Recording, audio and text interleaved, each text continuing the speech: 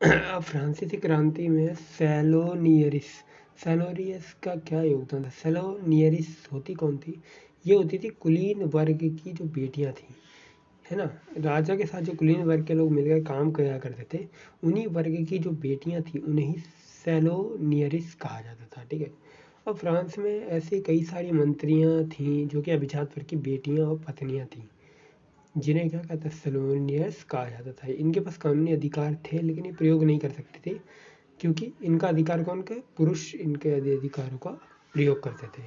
और अभिजात वर्ग की जो बेटी थी और पत्नी थी, इनको पैसा होने के कारण, खूब सब कुछ होने के कारण, इसी वजह से इन्हें एक मंच मिल पाया जिन कारण ये अपनी बातों को रख सकती थी, है ना। लेकिन जो गरीबी थी वो नहीं रख सकती थी।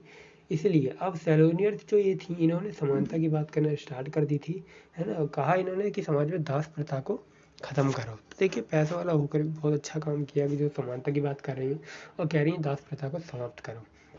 अब सेंट साइमन ने कहा है इसी को लेकर, सेंट साइमन ने ये कहा कि समाज में महिला आज़ाद तो है, लेकिन समाज में महिला अगर आज़ाद हो गई तो समाज भी आज़ाद हो जाएगा। लेकिन 1834 में क्या हुआ फिर, पैरो एंकटिन का मानना था कि महिला उद्धारक द्वारा एक नया समाज बनाया जाना चाहिए, और समाज में क्या है, समाज में समानता होनी चाहिए। यानी कि पेरे एंकटिन ने क्या कहा कि समानता होनी चाहिए समाज में और एक नया समाज बनना चाहिए, जिसमें इसीलिए देखा जाता है कि फ्रांसीसी क्रांति का एक नारा भी इक्वलिटी, लिबर्टी और फर्टिनिटी, यानी महिलाओं को बच्चा पैदा करने की एक मशीन माना जाता था।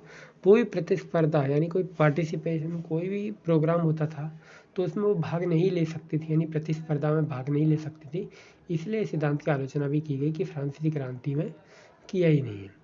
तो अगर बुजुर्ग महिला की बात करें, सर्वहारा महिला की, यानी बुजुर्ग यानी अमीर महिलाओं की बात की जाए, तो उनके पास सारी सुविधाएं थी, सारे अधिकार थे। लेकिन जो महिलाएं परेशान थीं वो थी हमारी सर्वहारा महिलाएं, जो कि गरीब थीं, वो परेशान थी, उनके पास धन समय दोनों ही कम था। और सैलोनियर्स जो थी वो बुजुर्ग महिला जिनके पास धन और समय दोनों ही ज़्यादा था। अब कट्टरपंथी महिला होने के कारण कट्टरपंथी महिलाएं केवल बोलकर ही समाज में इक्वलिटी की बात कर रही थी, और फिर देखा गया कि सोसाइटी में इसका प्रभाव आगे चलकर पड़ा, इसका प्रभाव पड़ा। बाद में क्या हुआ वो नेक्स्ट वीडियो में।